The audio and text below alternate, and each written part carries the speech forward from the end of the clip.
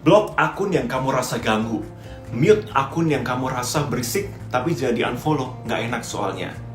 Follow akun yang belum pantas di-follow. Upload konten pas pagi jam sekian atau malam jam sekian, yang likes banyak. Nah, setiap dari kita memiliki ego dalam bermedia sosial. Ada ego untuk menjadikan media sosial sebagai pekerjaan utama, ada ego untuk bisa diterima di setiap lapisan masyarakat. Tapi ada juga ego yang menjadikan media sosial sebagai album online saja. Menurut Sigmund Freud, ego adalah bagian dari kepribadian yang memediasi tuntutan id atau ID, atau identitas awal, superego, dan kenyataan. Nah, id adalah bagian dasar dari kepribadian yang mendorong orang untuk memenuhi kebutuhan dasar mereka.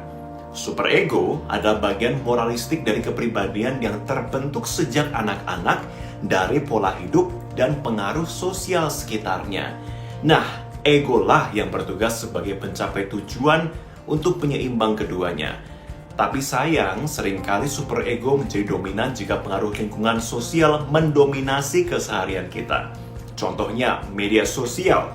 Nah, sekitar 2 tahun lalu saya pernah berusaha keras untuk bisa diterima ke dunia maya. Segala konten pun saya caplok dan saya relasikan dengan kepribadian saya. Ada kalanya satu konten ternyata sesuai dengan saya, sehingga engagement yang dihasilkan pun baik dan kepuasan secara mental saya pun tercapai. Tapi ada juga kalanya konten yang jauh berbeda dengan saya, tapi tetap saya paksakan untuk dikaitkan. Hasilnya terlalu memaksa.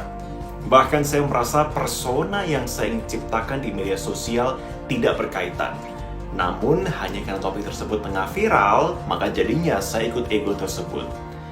Nah, mengejar viral namun tidak bisa mempertanggungjawabkan. Haus akan eksistensi itulah candu yang harus segera diobati.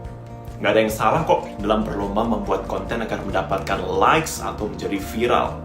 Tapi bagaimana cara kita mendapatkan ambisi itulah yang harus menjadi perhatian. Banyak orang yang akhirnya mengorbankan kenyataan dan kebutuhan dasar mereka hingga akhirnya terbawa ego sesaat. Sebenarnya kita sendirilah yang memiliki filtrasi untuk menentukan mana konten yang bisa kita unggah atau kita tahan. Inilah momen di mana ego bisa kita tingkatkan atau kita kurangi untuk menunjukkan kedewasaan kita di media sosial. Saya selalu percaya, suatu hal yang dilakukan berlebihan akan menghasilkan penumpulan ego dan pengurangan kemampuan filtrasi diri. Parahnya identitas asli kita akan hilang, tertutup oleh citra yang terlanjur kita buat. Sampai kapan kita akan bertahan?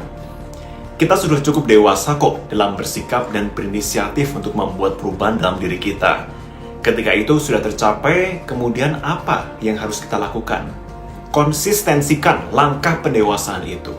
Pertahankan keseimbangan ego untuk bisa bersikap secara objektif. Oke, tidak usah kita terlalu memusingkan sebuah konsep ego dalam media sosial lagi. Coba kita tilik lagi momen ketika kita kembali akses sosial media. Apa yang kamu lakukan? Langsung scrolling, cek likes, atau followers baru? Atau langsung cek story orang lain, atau direct message? Atau kamu seperti saya, gatal ingin mengunggah foto baru namun memikirkan apakah foto ini sesuai dengan citra saya atau tidak? Nggak ada yang salah kok. Sekali lagi, kita mengerti yang terbaik untuk kita. Terlalu sibuk mengikuti konten yang tengah viral, kemudian mengikutinya untuk mendapatkan atensi dan popularitas, tidak salah.